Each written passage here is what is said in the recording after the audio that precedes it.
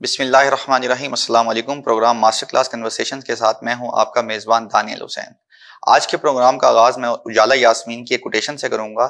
शुरुआत किसी भी काम की सबसे मुश्किल हिस्सा होती है, लेकिन यह भी हकीकत है कि आप किसी काम को शुरू नहीं करेंगे तो आप उसको मुकम्मल नहीं कर सकते। इसी के साथ हम अपने इस प्रोग्राम को आगाज़ करने जा रहे हैं, जिसमें हम मुख्तलिफ शोबाजात से ताल्लुक़ रखने वाले एक्सपर्ट्स को मदऊ करेंगे और उनकी ज़िंदगी के तजुर्बात आप तक पहुँचाएंगे, ताकि आप उनसे फ़ायदा उठाते हुए अपनी ज़िंदगी को बेहतरीन बना सकें।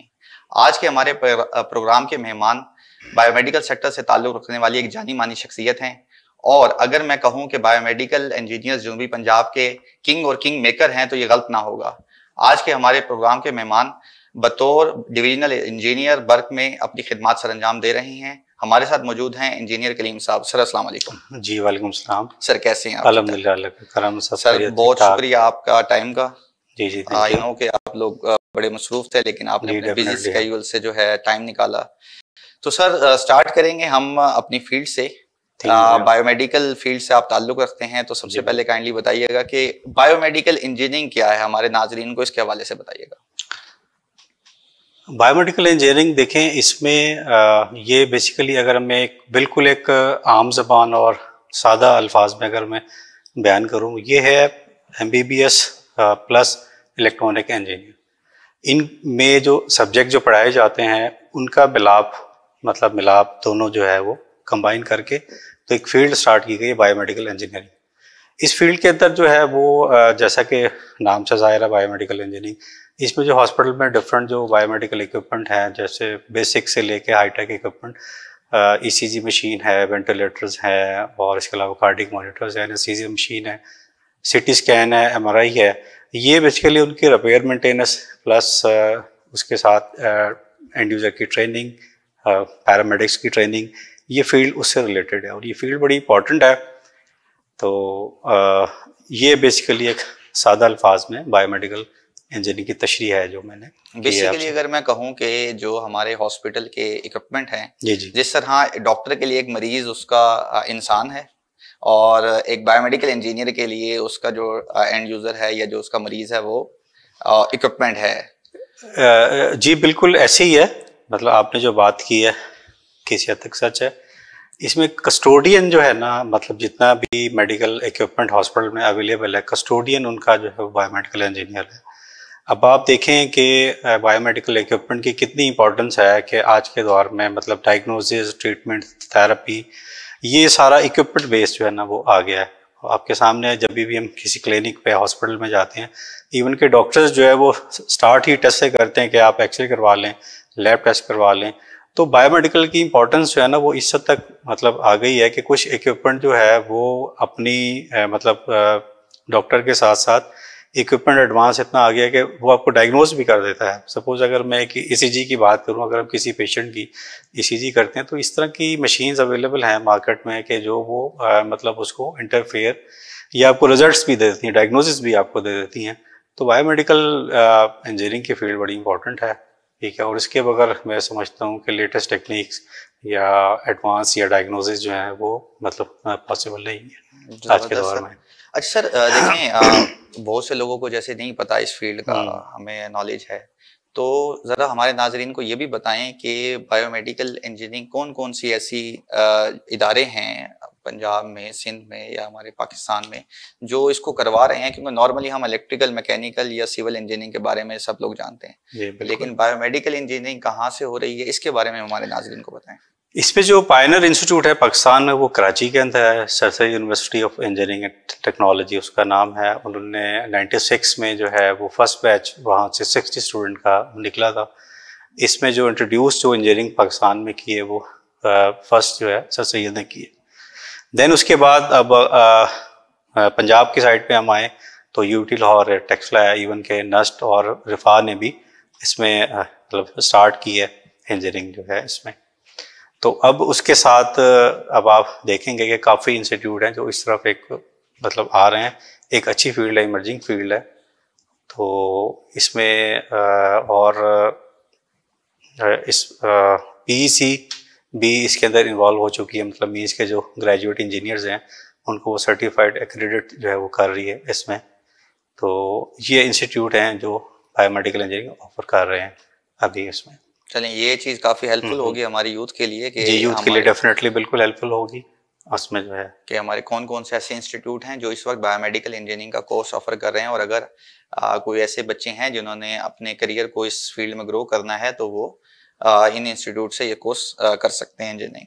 अच्छा सर, मेन चीज़ होती है किसी भी बच्चे के लिए कि अच्छा जी मैंने इंजीनियरिंग कर ली या मैंने कोई भी कोर्स कर लिया, अभी हम बायोमेडिकल इंजीनियरिंग की बात करेंगे कि उसके बाद जाहिर है उसने जॉब करनी है।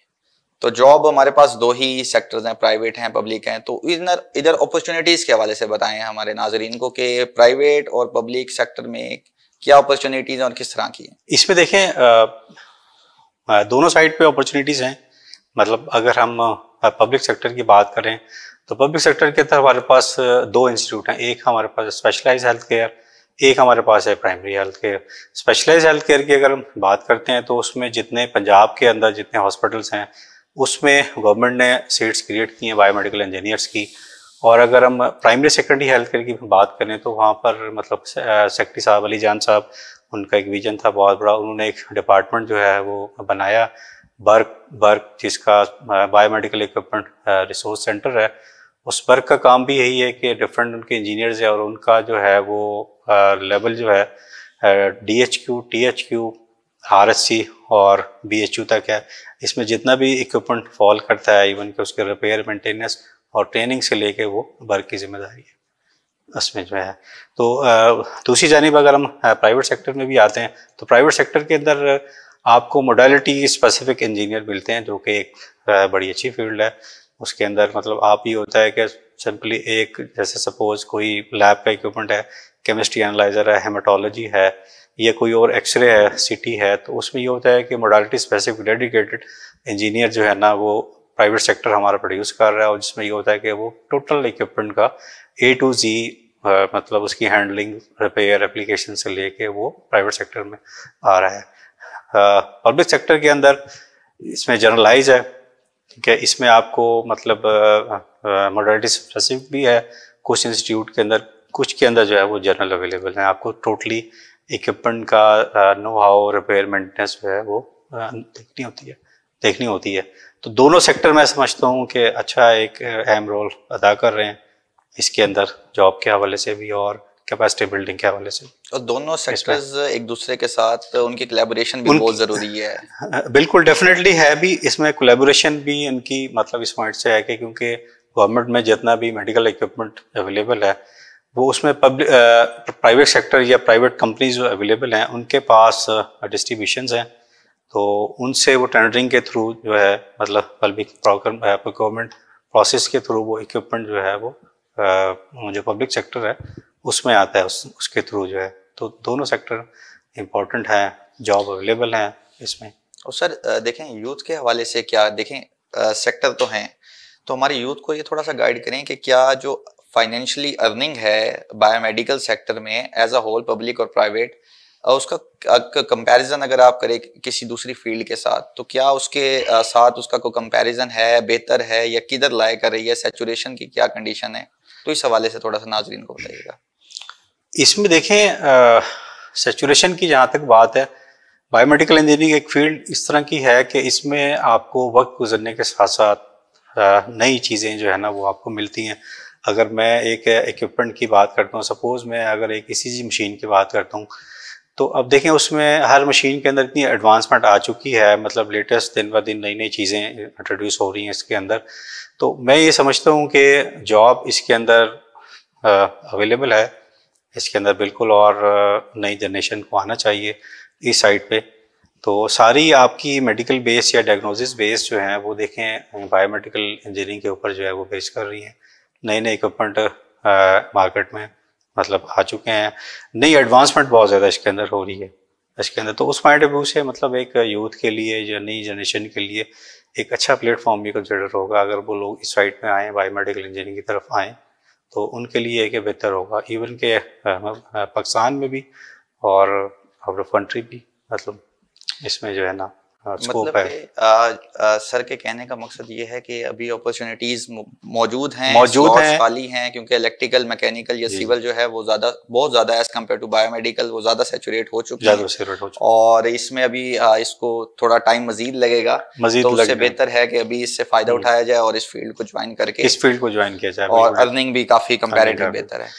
कंपेयर अगर आप करें, मतलब डिफरेंट जो मोडालिटीज हैं, इलेक्ट्रिकल, मैकेनिकल, सिविल या दूसरी और इंजीनियरिंग है, तो अगर कंपैरिजन करते हैं तो सेचुरेशन अभी बायोमेडिकल के अंदर इतनी नहीं है जितनी कि दूसरी आपको फील्ड में मिलेंगी।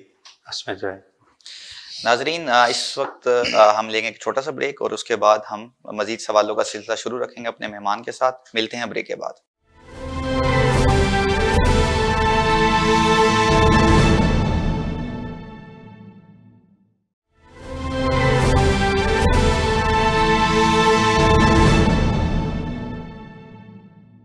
वेलकम बैक जी। अब हम अपने मेहमान से कुछ थोड़े से on a lighter note questions करेंगे और उनका थोड़ा सा इस हवाले से भी लेंगे, then back to our main questions.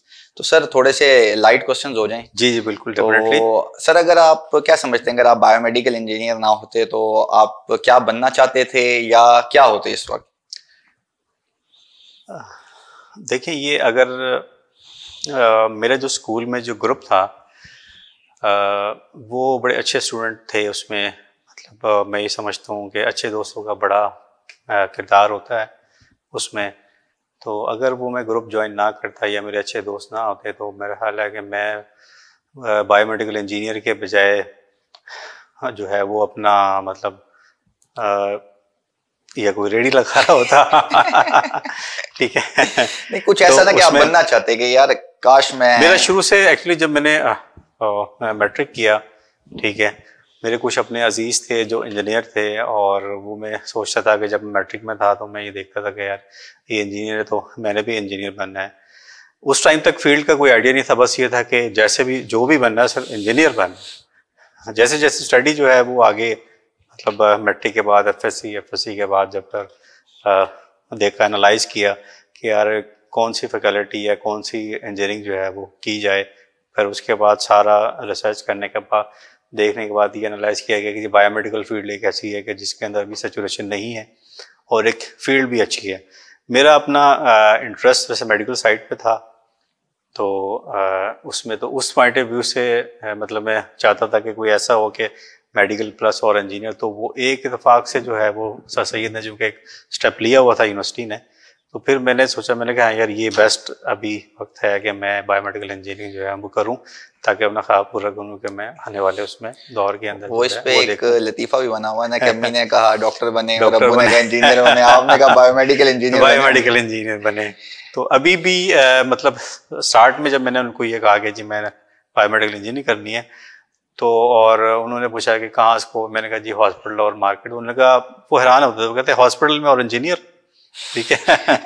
तो मैं उन्हें कहता था कि ये बेसिकली ये biomedical engineer doctor plus engineer है, ठीक है, जो इक्विपमेंट का डॉक्टर है, ठीक है ना। तो ये इस तरह से है। सर फ्री वक्त में मूवीज देखना पसंद करते हैं या ड्रामे ज्यादा अच्छे लगते हैं? एक्चुअली मेरा ज़्यादातर जो मुझे शौक है वो ट्रैवलिंग का है। तो फ्री टाइम जैसे जब होता है ऑफिस के बाद, तो उसमें ये होता है कि फैमिली के साथ आउटिंग, ठीक है, या फ्रेंड्स के साथ, ज़्यादा मुझे शौक इस चीज़ का है। लास्ट कहाँ गए थे सर? फैमिली ड्रामा और मूवीज़ बहुत कम जो है मैं देखता हूँ उसमें।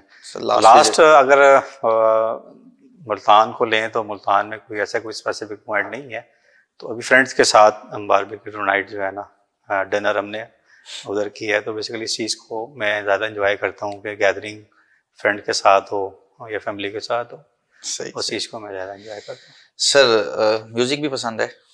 म्यूजिक करते हैं तो म्यूजिक तो साथ साथ देखें, ट्रैवलिंग है वो तो एक बिल्कुल आप समझ लें कि इंटीग्रेटेड पार्ट है ट्रैवलिंग का। ट्रैवलिंग और म्यूजिक ना हो तो ये। फेवरेट सिंगर कौन सा सर आपका? फेवरेट तो मैं पॉप वगैरह तो म्यूजिक ज़्यादा नहीं सुनता। मैं ज़्यादातर जो है ना NF के नुसरत अली खान जो है ना, वो मतलब उनको कवालियाँ वगैरह। हाँ डेफिनेटली ज़्यादातर ट्रैवलिंग में वो सुनता हूँ। चलिए सर, वापस आते हैं अपने जी जी टॉपिक की बिल्कुल। तरफ। सर मेरा नेक्स्ट क्वेश्चन आपसे ये है कि एक हॉस्पिटल में एक बायोमेडिकल इंजीनियर किस तरह कॉस्ट इफेक्टिव हो सकता है? देखिए हॉस्पिटल के अंदर बायोमेडिकल इंजीनियर की बड़ी इंपॉर्टेंस है। मतलब एक तो ये कि आप देखें कि वो रिपेयर अपने मतलब हॉस्पिटल बेस में जो भी उसने अपनी वर्कशॉप सेट की है, मतलब लोकल लेवल के ऊपर वो रिपेयर परफॉर्म कर सकता है अगर उसकी स्किल्स मतलब इस तरह की हैं। तो वो बहुत सारा इक्विपमेंट ऐसा है कि जो वो लोकल लेवल पर अपनी वर्कशॉप में रिपेयर कर सकता है, और वो डेफिनेटली ये सारे स्टेप्स जो हैं वो कॉस्ट टूवर्ड्स कॉस्ट इफेक्टिव है। मतलब एक चीज़ अगर आप बाहर से रिपेयर करवा रहे हैं, सपोज अगर कोई कार्डिक मॉनिटर आपने दिया है, बाहर तो बहुत ज़्यादा कॉस्ट है इसकी, मतलब 1 लाख रुपए तक है। और वही इंजीनियर अगर अपने वो वर्कशॉप में इन हाउस रेक्टिफिकेशन करता है तो वो चंद ही हज़ारों रुपए का जो है वो है, तो डेफिनेटली कॉस्ट इफेक्टिव तो है उसमें। और इसके साथ साथ हाँ। प्रोक्योरमेंट के हवाले से भी तो इसके थोड़ा साथ सा साथ बताएं। अगर पब्लिक सेक्टर की हम बात करें तो पब्लिक सेक्टर के अंदर जो बायोमेडिकल इंजीनियर को जो स्कोप है या जेडीज है, उसकी जॉब डिस्क्रिप्शंस है, उसमें ये कि in house rectification, training and user की, कंसल्टेंट की, पैरामेडिक्स की, इसके अलावा प्रोक्योरमेंट के अंदर स्पेसिफिकेशन ड्राफ्टिंग है, उसकी इंस्पेक्शन है सारी, और जितने भी आपका प्रोक्योरमेंट प्रोसेस है उसके अंदर मतलब डे 1 से लेके इंस्पेक्शन तक बायोमेडिकल इंजीनियर का बहुत इंपॉर्टेंस है। इसके बगैर आप फाइनलाइज नहीं कर सकते। स्पेसिफिकेशन है, आपने ये सारी चीज़ें जो है वो एक हॉस्पिटल के लिए ज़रूरी है कि वो एक बायोमेडिकल इंजीनियर हायर करे। इसमें जो है सर मेरा लास्ट क्वेश्चन आपसे, एक ये अच्छे बायोमेडिकल इंजीनियर की कुछ मेन क्वालिटीज के बारे में हमारे नाजरीन को बताइएगा। देखें, एक अच्छे बायोमेडिकल इंजीनियर के लिए ज़रूरी है कि अगर सारे नहीं तो कम से कम एटलीस्ट मैं ये समझता हूँ कि 2 सब्जेक्ट ऐसे हैं कि जिन पर ग्रिप उनकी होनी चाहिए। एक तो ये कि एनाटॉमी, ठीक है, और दूसरा ये कि इलेक्ट्रॉनिक्स जो है, ये दोनों सब्जेक्ट पर जिस इंजीनियर की ग्रिप होगी तो वो मैं समझता हूँ कि मार्केट में मार नहीं खाएगा कभी भी। एनाटॉमी मैं इस वजह से कह रहा हूँ कि बहुत सारी इक्विपमेंट हमारा ऐसा है कि जिसके अंदर डायरेक्ट या इनडायरेक्ट बॉडी से कॉन्टैक्ट है। तो एनाटॉमी अगर हमारे पास क्लियर होगी, उसको आती होगी, तो उसको इक्विपमेंट की एप्लीकेशन में कोई इतना इशू नहीं होगा। अब एक इंजीनियर है, उसको पता ही नहीं है कि जी मैंने अगर कोई ईसीजी केबल प्लेस करनी है तो कहाँ प्लेस करनी है, तो ज़ाहिर बात है डेफिनेटली अगर उसकी थोड़ी सी एनाटॉमी अगर उसको आती होगी और इलेक्ट्रॉनिक साइड से उसको आप सप्लाई रिपेयर करना या कंपोनेंट की रिकग्निशन नहीं होगी तो एक अच्छा नहीं होगा। तो एक अच्छे के लिए ज़रूरी है कि ये 2 सब्जेक्ट एटलीस्ट जो है ना वो ग्रिप हो। वैसे तो हम पढ़ते ही हैं, लेकिन एटलीस्ट 2 सब्जेक्ट पर ग्रिप उनकी अगर अच्छी होगी तो मार्केट में कभी भी मार नहीं पाएगा। सर मार्केट के एनालिसिस के हवाले से कुछ बताना चाहेंगे कि एक अच्छा जब ग्रेजुएट निकल रहा है एज अ बायोमेडिकल इंजीनियर, तो क्या उसको कुछ मार्केट एनालिसिस का कुछ इस तरह से सब्जेक्ट पढ़ाया जाना चाहिए ताकि उसको इनिशियली जिस तरह इंटर्नशिप बच्चे करते हैं तो उसी तरीके से उसको अगर कोई इस तरह की चीज़ें भी बताई जाएं तो वो भी उसके लिए यूज़फुल होंगी? इसमें देखें, मेरा तो ये यूनिवर्सिटी से रिक्वेस्ट होगी कि बेसिकली एक सब्जेक्ट जो है ना वो इस तरह से इसमें रखा जाए कि वो गैप एनालिसिस के पॉइंट से जो है ना वो कि मार्केट में गैप क्या है, किस चीज़ के अंदर हम लैगिंग कर रहे हैं। ठीक है, एक नया बायोमेडिकल इंजीनियर मार्केट में आता है तो क्या क्या उसको चैलेंजेस जो हैं वो फेस करने पड़ते हैं। बदकिस्मती से पाकिस्तान के अंदर कोई मैन्युफैक्चरिंग जो है ना वो इस तरह से हो नहीं रही।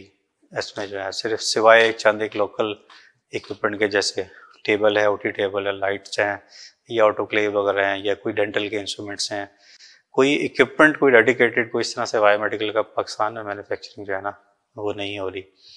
तो इसमें यूनिवर्सिटीज़ का यही रोल है कि उनकी लैब्स एटलीस्ट जो हैं वो वेल एस्टेब्लिश हों, ताकि एक इक्विपमेंट की नो हाउ अभी जो इंटरनीज हमारे पास आते हैं उनको सिर्फ ये पता होता है कि जी ईसीजी क्या है, लेकिन जब वो उनके सामने फिजिकली कोई चीज़ प्रॉपर जब आती है तो वो कहते हैं कि ये हमें आइडिया नहीं है क्या है। तो एक लैब एक यूनिवर्सिटीज़ की इस्टेब्लिश होनी चाहिए।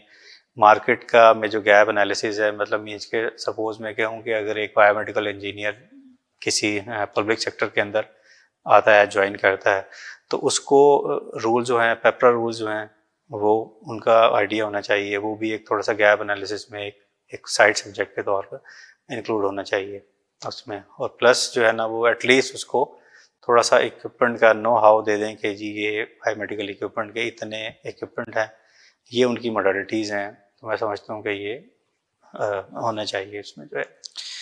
Sir thank you so much आपके टाइम का, और बहुत अच्छा सेशन रहा। और नाजरीन, उम्मीद करता हूं कि आपको मास्टर क्लास कन्वर्सेशन का ये एपिसोड काफ़ी अच्छा और इंटरेस्टिंग लगा होगा, और हमारे आने वाले जो यूथ है जो कि बायोमेडिकल इंजीनियरिंग में अपना फ्यूचर देख रही हैं, उनके लिए काफ़ी इंफॉर्मेटिव साबित होगा। अपने नए एपिसोड के लिए हमारा प्रोग्राम देखते रहिए और अपना ख्याल रखिएगा। अल्लाह हाफिज़।